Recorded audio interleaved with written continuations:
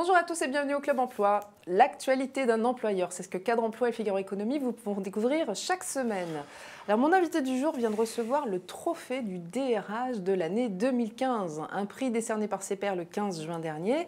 C'est un jury de professionnels réunis depuis 19 ans par le cabinet Hudson et notre maison, Cadre Emploi et Figaro Économie.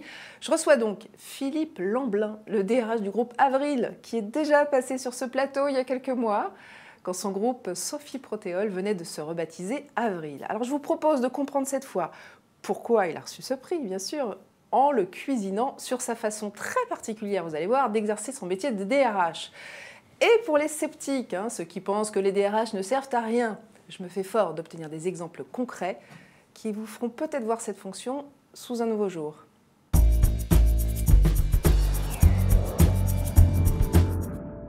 Bonjour Philippe Lamblin. Bonjour. DRH de l'année 2015, félicitations. Alors, est-ce que vous êtes prêt à être cuisiné? Je suis à votre service, à votre disposition. C'est gentil de m'accueillir pour la deuxième fois dans votre émission. Alors, je ne vais pas vous demander si ce prix que vous venez de recevoir vous fait plaisir. En revanche, ce que je voudrais savoir, c'est est-ce que vous conseilleriez ce travail à vos enfants? Oh, quelle question. Mes enfants, d'abord, ils vont faire ce qu'ils ont envie de faire, parce qu'ils font leur route. C'est pas moi qui vais faire la route à leur place. Ceci étant, le plus beau métier du monde, qui est celui de DRH, pourquoi pas? Mais ça rend heureux d'être DRH? Écoutez, si j'ai l'air malheureux, dites-le moi. Pour l'instant, pas trop. On va voir. Alors, vous et d'autres DRH, vous dites il faut révolutionner la fonction RH. Ça, c'est ce que j'ai beaucoup entendu au cours de la soirée. Qu'est-ce qu'il faut changer? Qu'est-ce que les RH ne font pas assez? Alors, je pense que d'abord, c'est une fonction de proximité. On est RH, c'est parce qu'on est avec les gens et qu'on aime les gens. Les collaborateurs, c'est des gens qui ont un petit truc qui bat comme ça. Il faut essayer de se dire comment peuvent-ils mettre leur enthousiasme, leur capacité au service d'un projet d'entreprise que l'on doit partager. Ça veut dire que vous allez sur le terrain, vous avez le temps de faire ça? Il faut le prendre, ce temps. Je pense quelque part, il faudrait commencer par fermer le clavier d'ordinateur, se mettre un peu moins derrière, plutôt que de faire des gros rapports comme en font beaucoup. C'est avoir des rapports humains et ces rapports-là, ils n'ont pas de prix. Et peu de DRH le font, ça, vous pensez? Je pense que la fonction est un peu décriée parce que trop se sont abrités derrière des magnifiques logiciels, derrière des magnifiques solutions digitales ou autres dont on a besoin. Mais ce ne sont que des outils. La finalité, c'est de prendre une communauté d'hommes et de femmes et leur faire partager un fabuleux projet, j'espère, avec ses joies, ses difficultés et ses malheurs, mais le partager ensemble.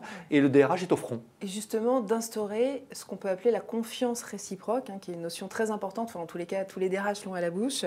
Est-ce que son rôle au DRH, c'est de rappeler aux dirigeants et aux managers d'être exemplaires?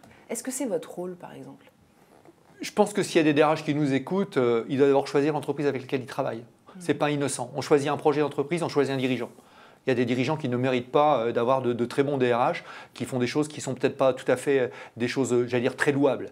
Et la majorité des DRH, ils doivent choisir leur dirigeant, choisir le projet. Et puis effectivement, on ne peut pas dire des choses et faire le contraire. Exemple type, quand on décide dans l'entreprise de ne plus boire une goutte d'alcool. C'est le cas chez vous? Oui, tout à fait, sauf circonstances exceptionnelles. On fait un anniversaire, pourquoi pas? On a commencé par démonter la cave à vin de la direction générale.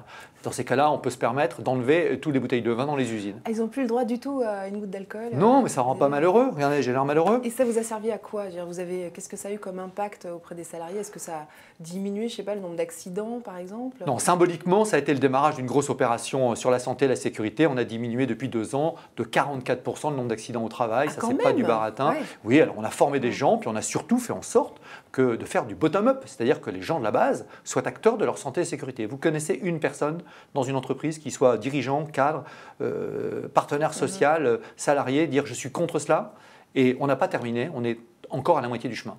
Tous les DRH veulent des gens bien dans leur job. Alors, en ce moment, c'est un peu la tarte à la crème, c'est de l'humanisme, certes, mais c'est aussi parce que des salariés heureux, ça fait des salariés plus efficaces au travail, on le sait.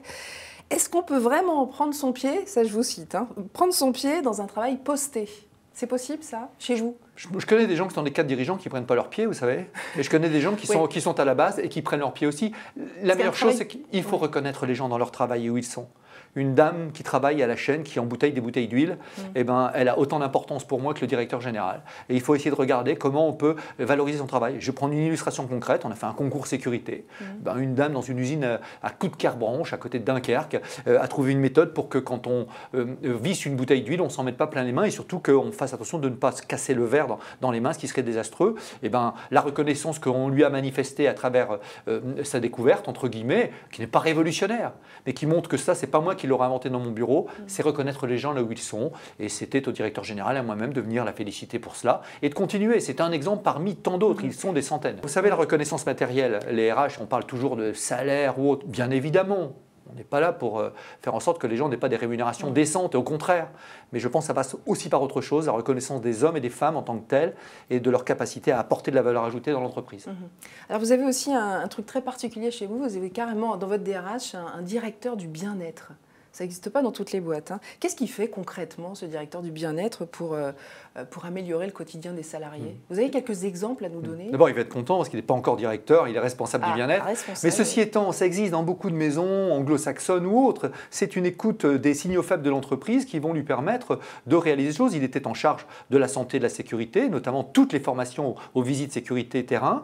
Et puis, il va beaucoup plus loin aujourd'hui. C'est grâce à lui que, par exemple, si vous êtes à Paris, venez au 11 rue de Monceau. Tiens, on a fait en sorte de faire une expo photo qui est itinérante et qui est aujourd'hui au 11 rue de Monceau. Des salariés qui ont des talents. Eh bien, écoutez, vos talents... C'est les photos des salariés qui sont exposées? Non, c'est les salariés qui ont fait un concours photo des champs de colza et de tournesol. Et les lauréats qui viennent de Roumanie, d'ailleurs, eh bien, leurs photos sont exposées. On les a mis dans l'escalier. Ce sont les escaliers de la forme qui montrent le talent des gens. Vous montez l'escalier, vous le descendez. Vous allez être en plus en forme en montant et en descendant l'escalier. Et vous avez l'exposition. Et l'année prochaine, l'exposition sera sur la thématique des hommes au travail. C'est une exposition réservée aux salariés. Et ce sont l'ensemble de la communauté des salariés qui votent sur ça. Ça peut paraître un exemple anodin. Ceci étant, ils sont extrêmement nombreux à vouloir participer à ça. La communauté des hommes et des femmes de l'entreprise, elles veulent partager des choses ensemble, le projet de l'entreprise et autour de tout ça, les reconnaître avec tous leurs talents.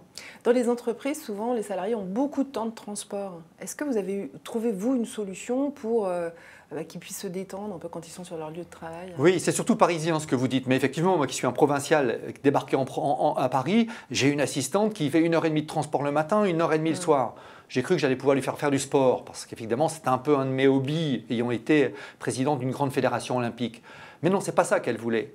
C'est reposer, trouver un peu plus de moments pour se ressourcer.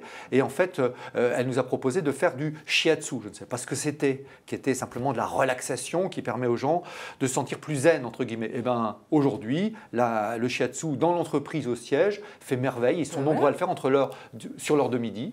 Et ça permet à des dizaines de collaborateurs d'être mieux au travail. Certainement que l'absentéisme s'en trouve également bien mieux. Et plus important que cela, on sourit davantage.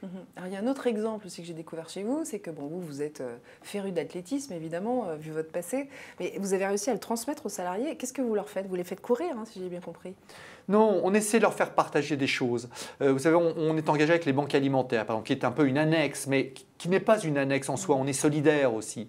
Eh ben, on a proposé aux gens de venir dans le Nord, participer à une manifestation magnifique qui s'appelle la Route du Louvre, on peut courir et marcher, et puis chaque kilomètre réalisé, ils ont donné quelques euros aux banques alimentaires, ça fait quand même quelques dizaines de milliers d'euros. Ils furent 80 à venir.